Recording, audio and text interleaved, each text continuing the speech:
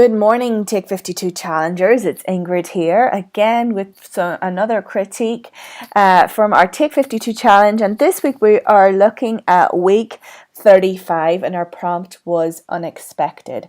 And this is an absolutely beautiful shot submitted by Harsha.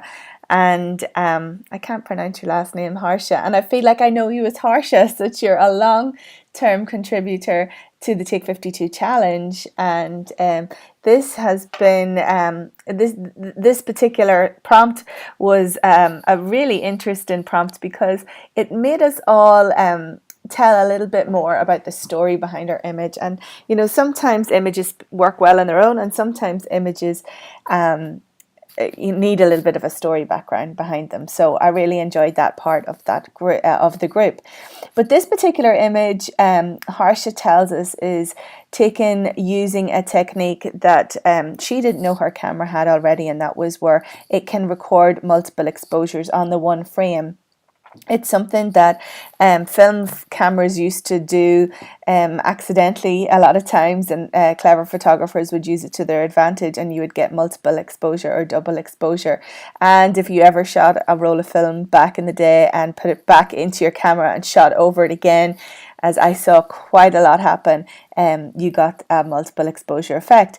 But this is really beautiful because it really looks like a city in the sky. And it's an intriguing photograph because it brings you really into it to see what's going on. So it's obviously it's a photo of a city, a skyline, and then it's a photo of a sky with the sun popping through. And the two images are merged together. And Harsha says this is a feature, I think she said, of her D90. So if you have a Nikon, check it out and see if you have this. I'm pretty sure it's not offered on the Canon Rebels, but you know what? It could be at this point. They keep changing things all the time. So especially if you've got a T4i or a T5i, check that out too. But you could also do this sort of effect with blending your layers in Photoshop and revealing some, you know, two images, one image through another, and kind of playing around with it that way.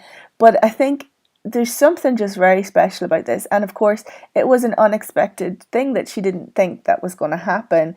An unexpectedly really pretty picture, and I know from Harsha's other imagery this is something that is unique for her. So it's just really interesting. It kind of feels like it's upside down, but it seems to work at the same time, and then you start to think, oh well, this sky, are these cities are above the sky, are they through the sky, or yeah, this is definitely a sky, but what can I see through the image? So there's a lot of interest going on here, and it's just really beautiful. It's perfectly aligned. We have a lot of white going on over here, which maybe if I was in Photoshop, I might bring that back down a little bit and get rid of those highlights, because when you are shooting, your eye will, or when you're looking at a photo, your eye will go to those very bright parts. And probably this is a little bit overexposed and the pixels have disappeared completely here and here. So I might try and bring that down a little bit in Photoshop. But really, it's a very beautiful image. If you didn't have the orange here, the sunshine, the sunlight shining through it, it wouldn't be as impactful because it might just be a little flatter. So that adds a nice sense of depth to it.